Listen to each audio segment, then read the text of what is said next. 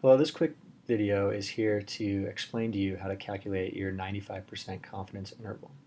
So what a confidence interval is a measurement used to describe the amount of uncertainty that's associated with your samples. In this case, your 3 trials you'll be taking for each location in the maze, because these trials are an estimation of what your overall population can be if you were to run infinity number of trials. Okay, so what I've got here on the screen is a way to do this automatically in Excel. So what I've done is created an area here where I can put in my 3 time trials. Right? And then below, I want to have these different variables because in order to calculate my confidence interval, I need to use this equation. My confidence interval is equal to the mean plus or minus my t-distribution times the standard deviation divided by the square root of the number of samples. Okay? So what we've got here are my number of samples. In this case, we have 3.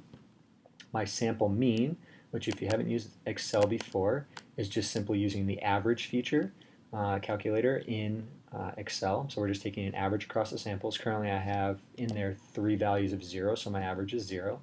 Same thing with standard deviation. Excel will automatically calculate that for you. My t-distribution, I need to use a t-table. So I'm going to bring one up here because we have a small sample size of only 3. We need to determine what our t-distribution value is.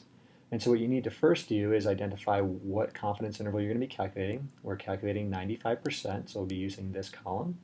And then we need to determine our degrees of freedom, all right, our DF.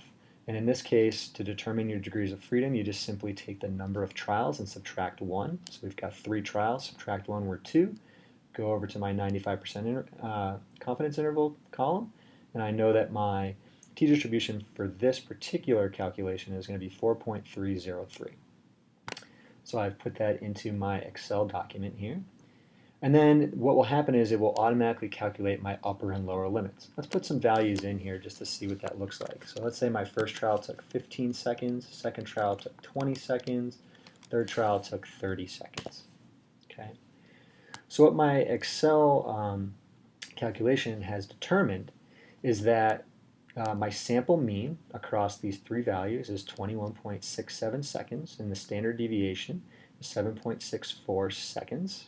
All right, and then this upper and lower limit has been determined by using the plus minus feature in the confidence interval equation. And if I click on this, you can see that what I'm drawing from in my equation is my sample mean, which is C11, my t-distribution, which is C13, my sample standard deviation, which is C12, and of course my number of samples, which is C10, and I'm using the square root of that.